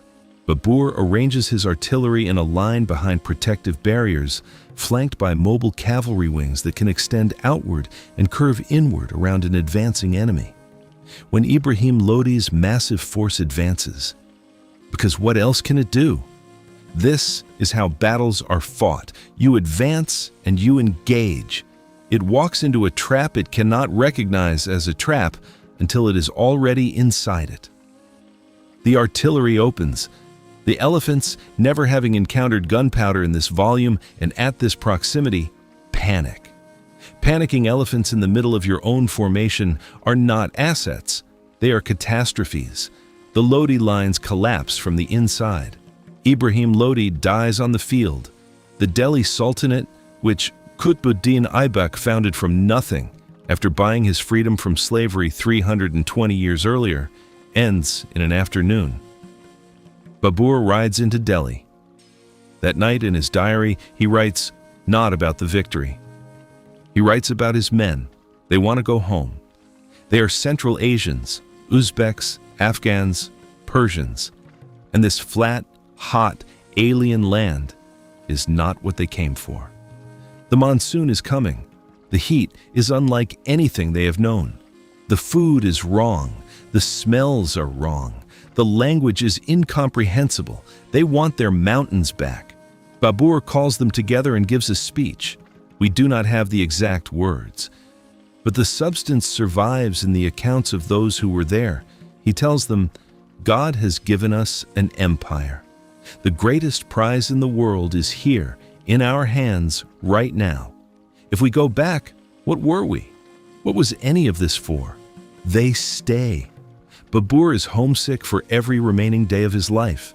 He dies in Agra in 1530, 4 years after Panipat, aged 47. He never goes home. He plants a formal garden at Agra, the first Mughal garden in India, and writes about it with the same meticulous love he gives to everything, trying to make the alien soil produce something that reminds him of Fergana. In his will, he asks to be buried in Kabul, not in Delhi, not in the empire he founded, in the mountains he loved. His wish is eventually granted. His tomb is in Kabul today, in the garden he built there, simple and open to the sky. This is who starts the Mughal Empire. A homesick man planting gardens in a country he never quite loved, writing poems about melons, building something that will outlast everything he knew. There is no more human foundation for an empire in all of history. His son, Humayun, inherits the empire and loses it within 10 years, outmaneuvered by a brilliant Afghan administrator named Sher Shah Suri, who deposes him in 1540 and spends the next 5 years doing more for India's infrastructure than most emperors accomplish in a lifetime. Sher Shah builds the Grand Trunk Road, the great highway from Kabul to Bengal, that is still, in its modern form, one of the primary arteries of the subcontinent. He introduces a standardized currency. He builds rest houses every few miles along his roads with wells and gardens so that a traveler never has to sleep without shelter. He invents the postal system that the Mughals will later expand. He rules for 5 years and dies in a gunpowder accident at a siege. Humayun spends 15 years in exile, in Persia, in Sindh, in the desert, always moving, always diminished, always hoping. He returns in 1555, retakes Delhi, and dies 6 months later, falling down a staircase while carrying an armload of books. History is sometimes this blunt. He leaves behind a 13-year-old son. That son is Akbar. And we need to slow down here, because Akbar is the most complex human being in this entire story. And this story has not been short of complex human beings. He is illiterate. He never learns to read, not because he is unintelligent, the evidence of his intelligence is everywhere, but because of some difficulty, possibly dyslexia, that his court never quite explains and he never quite overcomes. He compensates by having everything read to him and memorizing it with extraordinary precision. He can recite passages from books he has heard once. He debates theology with scholars who have spent their lives in study and holds his own. He is a military genius. At 13, on the battlefield of Panipat, the same plain where his grandfather defeated Ibrahim Lodi, he commands the Mughal army against a Hindu general named Hemu, who has retaken Delhi and declared himself king. Hemu is struck in the eye by an arrow and falls unconscious from his elephant. The battle turns. Akbar's guardian, Bahram Khan, brings the unconscious Hemu before the boy emperor and tells him to strike the killing blow, to prove himself, to begin his reign with blood. Akbar strikes. He is 13 years old. He will spend the rest of his life doing things that seem irreconcilable with each other. He orders the massacre at Chittorgarh in 1568. When the great Rajput fortress finally falls, his forces kill 30,000 civilians. This is documented. This happened. There is no clean way around it, and he builds the Ibadat Khana, the house of worship, a structure in his new capital, Fatehpur Sikri, where every Thursday evening, Akbar invites scholars of every religion, Muslim, Hindu, Jain, Zoroastrian, Christian, including Jesuit priests who have traveled from Goa specifically at his invitation, to debate theology in his presence. He sits at the center. He asks questions. He listens. He abolishes the jizya, the tax on non-Muslim subjects that had been a feature of Islamic governance in India since the Delhi Sultanate. He marries Rajput princesses and lets them maintain their Hindu practices in his own household. He creates the Dini Ilahi, a syncretic spiritual path drawing on the truths he believes he has found in every religion he has encountered. It attracts fewer than 20 followers in his lifetime. He doesn't stop. He is building something that has no name yet. An attempt to govern a civilization of astonishing diversity, hundreds of millions of people across dozens of languages and dozens of religious traditions, with a framework that can hold all of it. Not by erasing the differences, by finding the shared humanity underneath them. This is one of the most ambitious political and philosophical experiments in the history of governance. And it is being conducted by a man who cannot read, who ordered a massacre at Chittorgarh, who dreams of universal peace while running an empire that requires constant violence to maintain. Both things are true. Completely, uncomplicatedly true. This is not contradiction.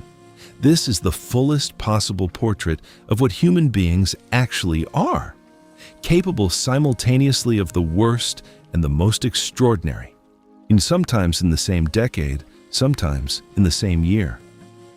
At its peak under Akbar, the Mughal Empire produces roughly 25% of the entire world's economic output, more than all of Europe combined. Its cities are among the largest on earth. Its administrative system, the Mansabdari, a ranked hierarchy of nobles with defined responsibilities and salaries, is one of the most sophisticated bureaucracies in the medieval world. Its art, the Mughal miniature painting tradition, a fusion of Persian and Indian styles that produces images of such delicate precision they require a magnifying glass to fully appreciate, is without parallel. Akbar dies in 1605. He is 63 years old. His son Jahangir, who succeeds him, is a man of genuine aesthetic sensitivity. His memoirs, like Babur's, are a document of remarkable personal honesty, who spends much of his reign increasingly dependent on wine and opium, while his wife Nur Jahan effectively governs the empire. She is, by any measure, one of the most capable rulers the Mughals produce, issuing decrees, commanding military campaigns, managing court politics with a sophistication that contemporary observers acknowledge and historians have only recently begun to credit fully. Then comes Shah Jahan. Shah Jahan is the emperor who builds the Taj Mahal. You know the building. You have seen photographs of it. You know it is beautiful, but I want you to understand what it actually is, because the photographs don't tell you, and the tourist guides don't tell you, and the history books skim it. The Taj Mahal is grief made into architecture. Shah Jahan's wife, Mumtaz Mahal, it dies in 1631, giving birth to their 14th child. They have been married 19 years. By every account, and there are many accounts, from the Persian court historians to the European traders who observed the Mughal court, this is not a political marriage that has become affectionate. It is a love story. Shah Jahan, by the testimony of those who knew him, is broken by her death in a way that is visible, physical, total. His hair turns white in weeks. He stops eating properly. He enters a formal period of mourning that lasts 2 years. Then he builds 22 years. 20,000 workers, the finest white marble from Makrana in Rajasthan, carried by 1,000 elephants. Precious stones from across the world, lapis lazuli from Afghanistan, turquoise from Persia, jade from China, the carnelian from Arabia, inlaid in floral patterns so intricate that a single flower might contain 60 separate pieces of stone. The calligraphy on the entrance gate, in black marble against white, is designed so that the letters appear the same size from the ground, whether they are at the bottom of the arch or the top. An optical illusion engineered so that God's words look perfect from every angle. This is what a civilization at the absolute height of its powers builds when it wants to express grief. Not a monument, a proof. A proof that love existed, that it was real, that it mattered enough to carve into marble for 22 years so that no one in any future century could ever say it didn't happen. The Taj Mahal is the most visited building on earth.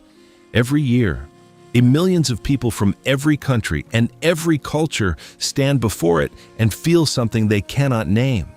They are feeling the grief of a man who died in 1666, filtered through 22 years of human labor and 4 centuries of time. That is what art does. That is what this civilization at its best understood. Shah Jahan's son, Aurangzeb, deposes his father in 1658, imprisons him in the Agra fort, where the old emperor spends his last years staring at the Taj Mahal across the river, the tomb he built for his wife, now visible from his window, and takes the throne. Aurangzeb is the last great Mughal, and like every figure in this story worth knowing, he resists simple judgment. He is rigidly, sincerely orthodox, where Akbar was syncretic and experimental. He reimposed the jizya on non-Muslim subjects. He ordered the demolition of temples, including the Kashi Vishwanath temple in Varanasi, one of the holiest sites in Hinduism. He banned music at court, a staggering act in a dynasty that had patronized some of the greatest music in the world for a century.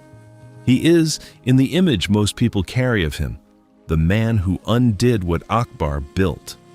The emperor whose certainties dismantled what uncertainty had created.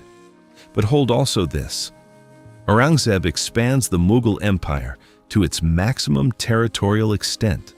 He spends 50 years on the throne, longer than almost any Mughal, fighting constantly, governing constantly, sleeping on the ground like a common soldier even in his 70s, sewing prayer caps with his own hands and selling them to supplement his personal income because he refuses to use public funds for private expenses.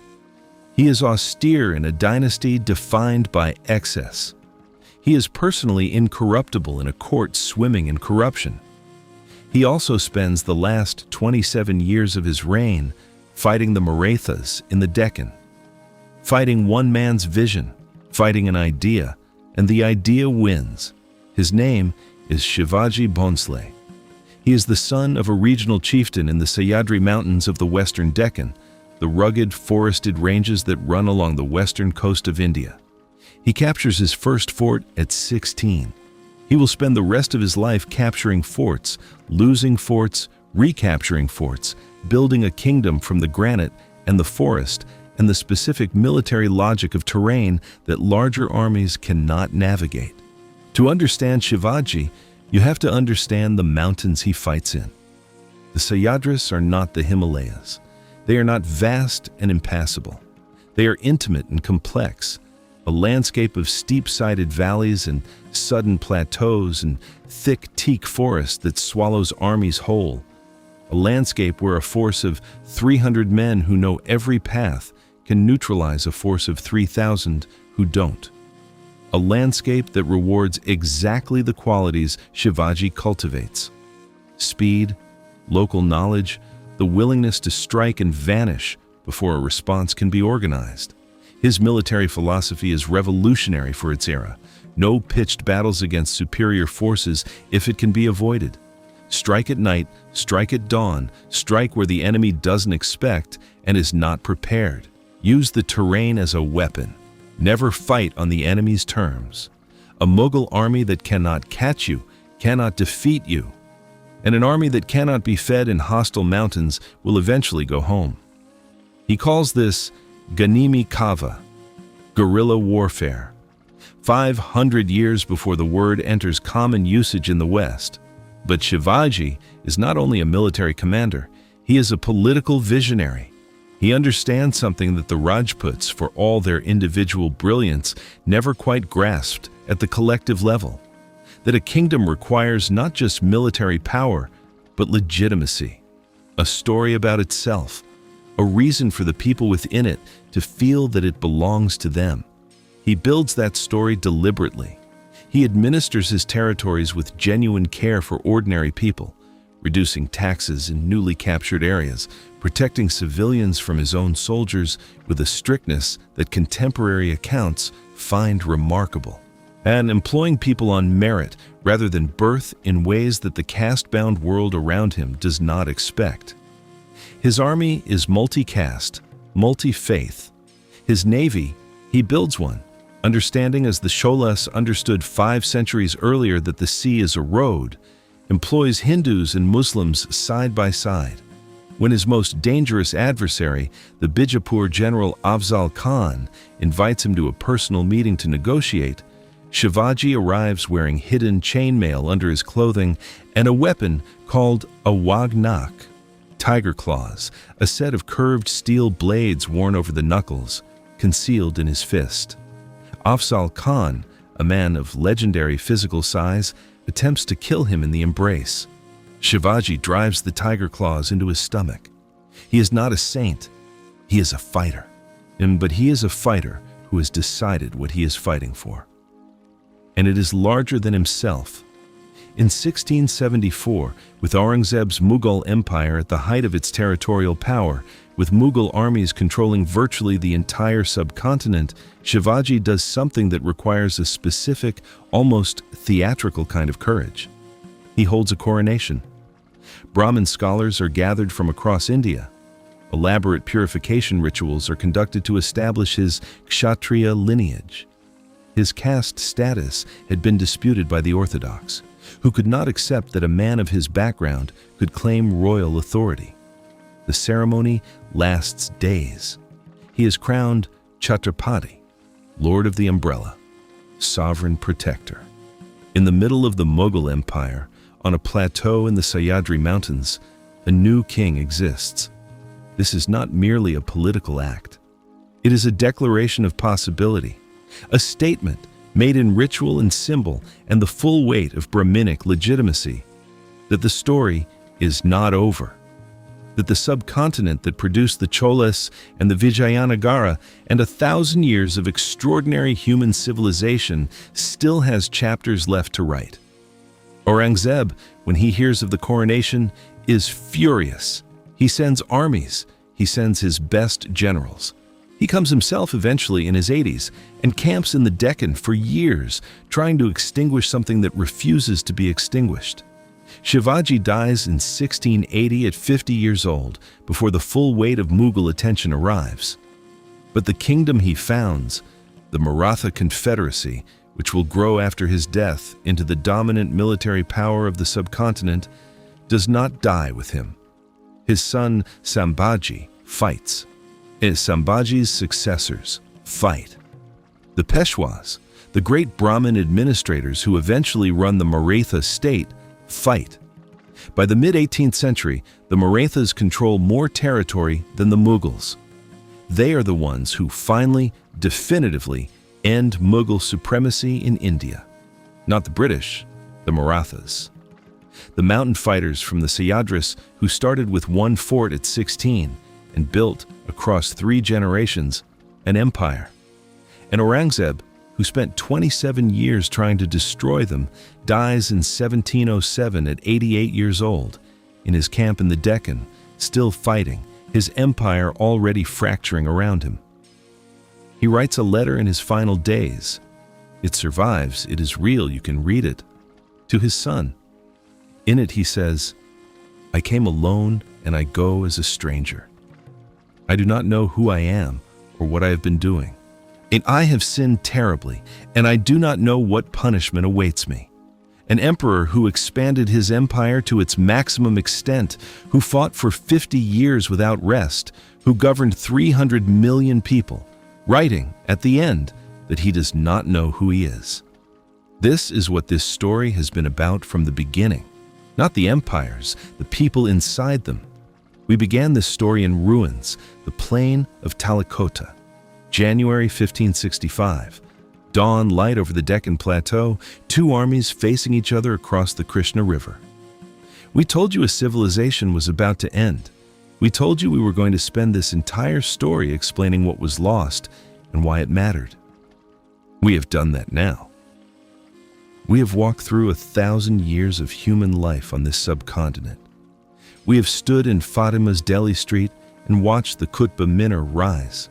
We have sat with Nizamuddin Auliya and heard him say that the heart that carries love for God has no room for hate of any man. We have stood in Venkata's diamond shop before dawn and looked out at a city of 500,000 people going about the ordinary business of being alive. We have read Babur's diary entry about the melons. We have stood before the Taj Mahal and tried to feel what 22 years of grief made into marble actually means. What do you do with all of that? What does it mean? Here is what I think it means.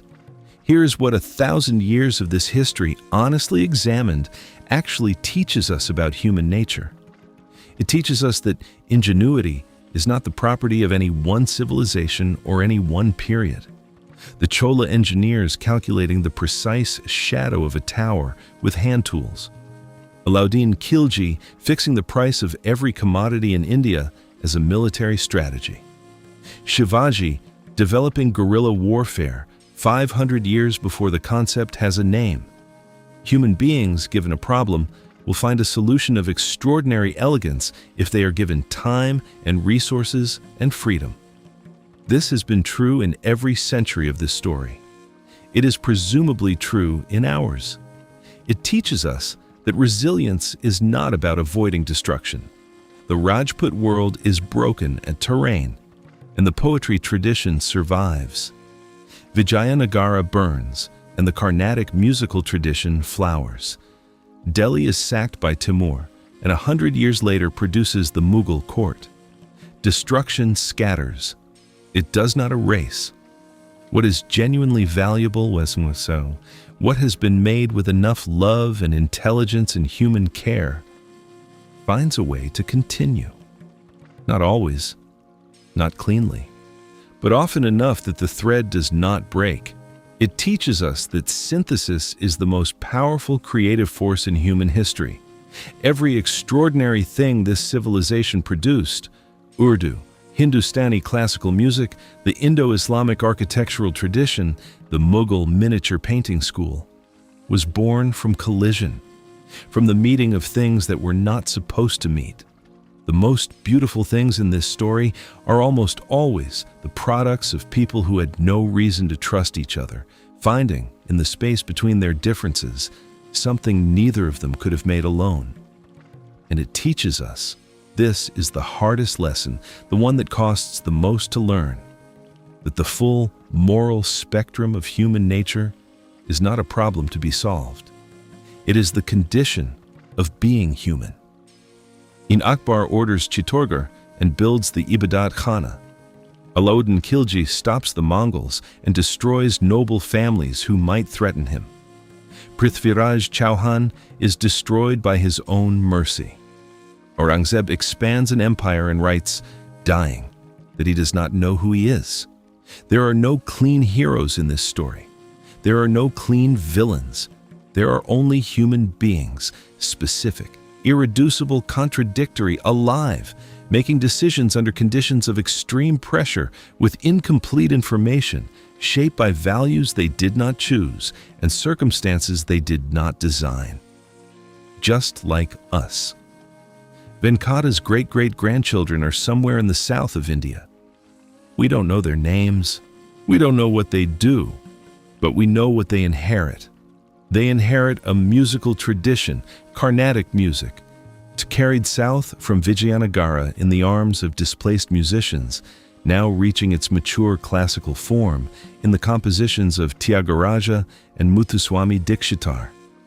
They inherit temple architecture of extraordinary beauty, the gopurams of Madurai and Thanjavur still rising above the Tamil plain, still drawing pilgrims, still doing the work of connecting the ordinary human being to something larger than themselves that the Alvars began with their devotional songs 1,000 years earlier.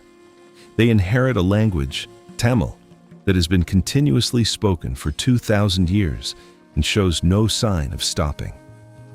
In Delhi, in the Dargah of Nizamuddin Auliya, Qawwali singers still perform every Thursday evening. And the music that Nizamuddin's disciples developed, the fusion of Persian poetry and Indian classical forms, is still being sung in the courtyard of the saint who refused to meet sultans. Hindus and Muslims still attend together. The boundary still dissolves, briefly, in the music. At Hampi, the ruins of Vijayanagara attract millions of visitors every year.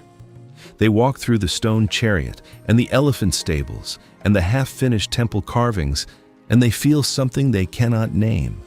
That feeling is the presence of human effort, the specific weight of all those hands and all those years and all that love applied to stone, still somehow alive in the silence of the ruins.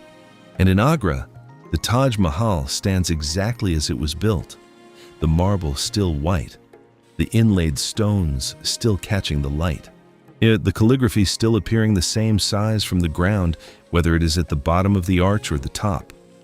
Babur's garden in Kabul is still tended. The melons of Fergana are still sweet.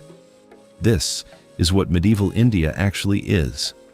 Not the monuments, not the battles, not the dynasties, though it is all of those things. It is the accumulated decisions of human beings under pressure, the chivalry that cost Prithviraj his kingdom, and the mercy that made him worth mourning, the merchant guilds that funded a naval empire and wrote their names in stone from Cairo to Canton, the Sufi saint who refused to meet sultans and drew 100,000 people to his funeral, the unnamed weavers whose craft outlasted the city that housed them, The emperor who built the most beautiful building on earth out of grief. The mountain fighter who looked at the largest empire in the world and decided it was defeatable, and was right. Every one of them human. Every one of them trying. Every one of them leaving something behind. This story is 1,000 years old.